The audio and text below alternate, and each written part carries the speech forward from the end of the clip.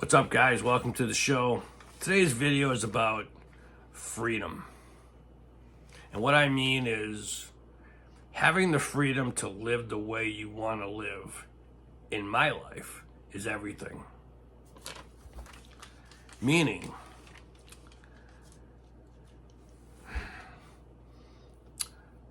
living within your means and whatever else goes underneath that. That's the hardest thing. I know I've chimed on this before. But the people who do it, you know exactly what I'm talking about. Getting a car that serves its purpose, not having to keep up with the Joneses, picking a house that gives you everything you want. You just don't need a ballroom for each room. And so, my choice, picking a smaller house that was affordable, paid off, thank you God, all that good stuff. I have more money. I didn't run out and get a Cadillac. I could have, but I didn't. I've had them, trust me, they're not worth it. But money comes, money goes. What I like is the freedom. Pay your bills, do what you want, not go crazy on spending, but still enjoying the moment, having the freedom and not be tied down. Again, this is just me. And I guess you get to sit back, and I'm an analyzer, as you already know. You get to sit back in every situation. And like, for instance, I'm on vacation this week. If I wasn't, I'd come home, grab something to eat. Videos probably be already done. And I'd sit here and I'd say to myself, what would I like to be doing right now? Instead of plopping my butt in the couch, what other productive thing would I like to do? Then the word dog comes into my mind. And I said, this is what it is. And you start thinking, and the wheels start turning. A little bit of freedom. Not having that huge bill looming over your head. Like I said, living within my means. I've seen some mortgages, $1,000, $2,000, $3,000, $4,000, $5,000, $6,000 a month, plus insurance, this and that. $1,000 car payments. It's like, oh my God, Manon. It's crazy. So anyways, in my little life, because I'm living within my means, and I think I made a damn good deal. I could always have more, but I'm happy and I'm satisfied. So getting back to the dog thing, I say, yeah. And you start thinking, I'd have time to walk a dog. And then you start thinking, where would his dish go? Where would his bed be? And you start fantasizing about it, and the wheels start turning. But something inside me says, not yet. The main reason why I haven't adopted or gotten a dog is the outside. I need to, whatever area the dog's got to go pee or poo in the middle of the night. I'm in a community, but still, there's coyotes, there's bears, there's all kinds of things. And I'm not going to be getting a moose of a dog. I'm going to be getting a medium or small dog. So I would need to have a fenced-in area. And I just haven't gotten around to either pricing it or doing it. That's one of the main sticking points to me. But getting back to freedom, living within your means, and having stuff and not abusing it. Don't abuse your car, it'll last forever. Don't plop down on your couch. Don't abuse it, it'll last forever. It's how you use things, whether you're rough on it or not. Don't slam things down, take it easy.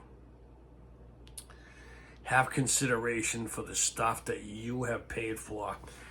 And I learned that early because my mom and my dad was right. They used to tell me, You didn't pay for it, so you don't value it.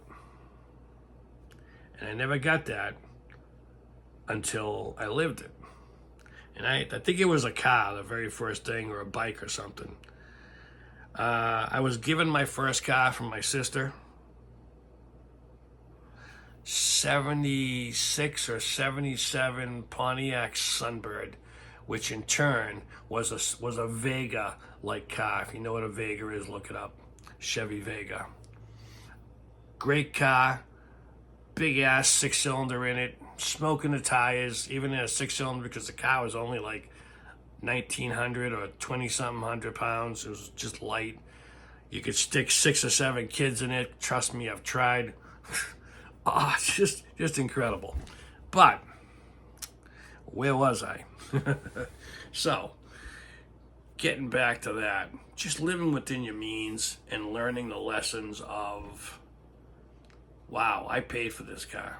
And that was the next car. I paid for it. And just something comes over you. I don't know if it's a guy thing or not, because I'm not a woman. I don't know if they go through the same stuff. But you have something and you say to yourself, I'm not going to slam that door.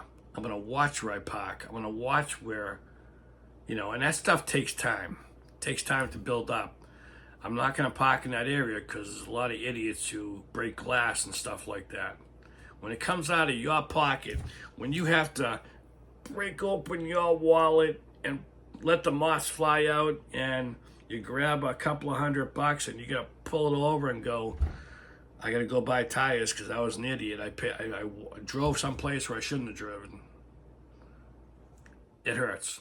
And that's when it costs you the do-re-mi. That is the great equalizer in life and the great teacher.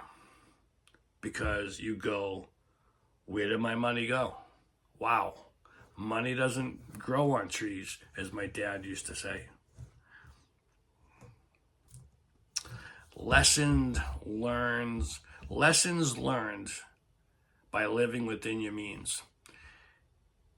And to get to the point of realizing that it's a good thing to live within your means. By all means, all you wealthy people, live high off the hog, enjoy your life, drive whatever you want, live any way you want. God bless you. But for the regular folk, the peasants, there's a low ceiling. I don't want to hit my head. I've already hit it too many times. But still, there's a value in it. You go for it. You spend your money you worked hard on. You spend it because you got this mindset of what's most important to me. Do I buy herbs that I think are important to me, I think work? Or do I go on vacation? Do I take that $1,000, $2,000 and stock up on herbs, which I would do? My buddy, he just came back from a cruise. I talked to him. The first thing he says is, have you ever been on a cruise? You should go on a cruise. We drank. We had a great time. And I'm thinking, I love him. Love him like a brother. But he's still thinking in high school mode. And I go, sorry, dude, can't do it. I got jobs. I got YouTube. I got stuff. I know it's just, it's not me. I realized probably at 40 or 50, I am in, not monk mode. I'm a homebody, and I'm in that mode, and I'm damn happy to be here. And I live a great, satisfying life. And what I chose, like you know, in a mobile home, it's better, I think, than an apartment. Because I got land. I can put I'm going to be gardening. All those videos are coming up. As soon as the weather breaks, I'm going to get into the shed. We're going to get outside. We're going to be taping and filming and all kinds of good stuff. But doing that, and I just say, I have freedom. And it's all because I didn't waste my money on keeping up with the Joneses. Because trust me, guys, like I've said, all through my 20s, just showed you the pictures. I've had Lincolns, Cadillacs, all trying to keep up a persona, if that's the right word, of something that I wanted to be. And I say to myself, I lived it. It was great. Had a good time. Drove fast cars. Went out with hot girls. Always try to keep up with the Joneses. I wanted that white Cadillac literally so I could park it in front of my house and the neighbors said, that's a 2-year-old Cadillac. He's only how old? That's right. Whatever age it was. I don't know. It was awesome. Loved it. Loved it, loved it, loved it. And of course, being a 20-something-year-old kid, I was waxing it. I was cleaning it. I had the, what do you call it? The cleaner. I would use the cotton swabs and the toothbrushes to get every little, I was turtle waxing it and doing the tires and the rims and all kinds of things just to go cruising down the beach in your nice, shiny car. Steven, do you remember those days? I do. Awesome times. Awesome times. Now, here's a word from the blast. A blast from the past. Awesome. Everything was awesome in the 80s. I tell you the truth, guys, I wouldn't change anything. I'd have to think about it. Thank God I was born in the 60s, kid in the 70s, high school in the 80s. I wouldn't change a thing. Great times, absolutely.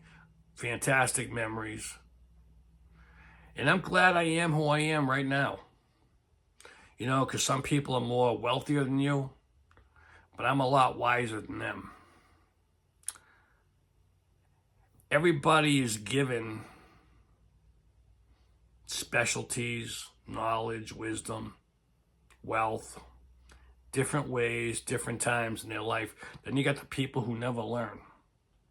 We all knew that one retarded kid, if you can even say that, who was a nice kid.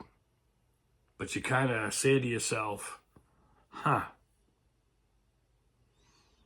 his life is probably going to be awkward, scary. Wow. You say to yourself, thank God I am who I am. And I know I'm way off topic, guys, but still, you know, it's freedom. It comes down to freedom. Every choice you make goes to freedom. And trust me, I can tell wheels of stories.